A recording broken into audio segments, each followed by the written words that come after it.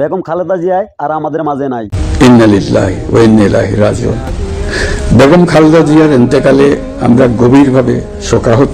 তার এই মৃত্যু কোনোভাবেই মেনে নিতে আসে না বাংলাদেশের অনেক মানুষ। আমাদের চেয়ারপারসন দেশনেত্রী বেগম খালেদা জিয়া ছাড়াই সরি আপনারা একটু বন্ধ করেন।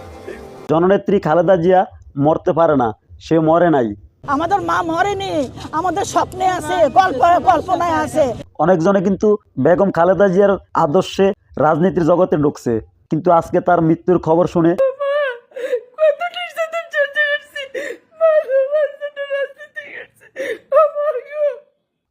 অনেক মানুষ আছে বাহির দিয়া না কানলেও কিন্তু ভিতর দিয়া অনেকটা ভেঙে গেছে।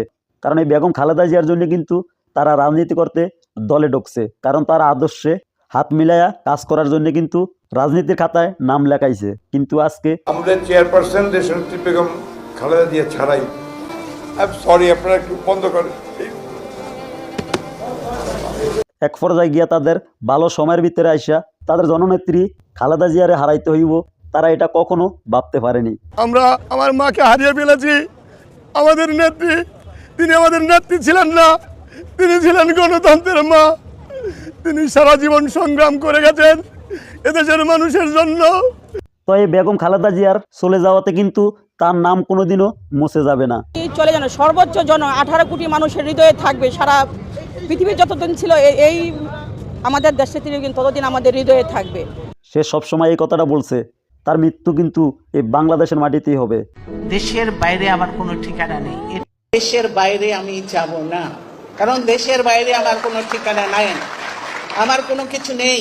দেশের বাইরে আমি যাব না, এই দেশেই আমি থাকবো, এই দেশেই আমার জন্মস্থান, এই দেশেই আমার মৃত্যু হবে, এই দেশের মানুষের কাছে মধ্যেই আমি বেঁচে থাকতে চাই, সেজন্য আমি যাইনি।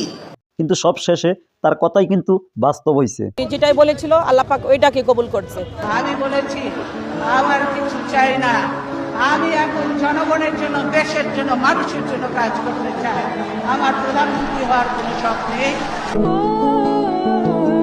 তা কষ্ট হইলে আমাদের এটাই মেনে নিতে হবে, বেগম খালেদা জিয়া আর আমাদের মাঝে নাই। আসেন আমরা সবাই তার জন্য দোয়া করি যেন ব্যস্তের সবচেয়ে বড় মর্যাদা তাকে দেওয়া হয়।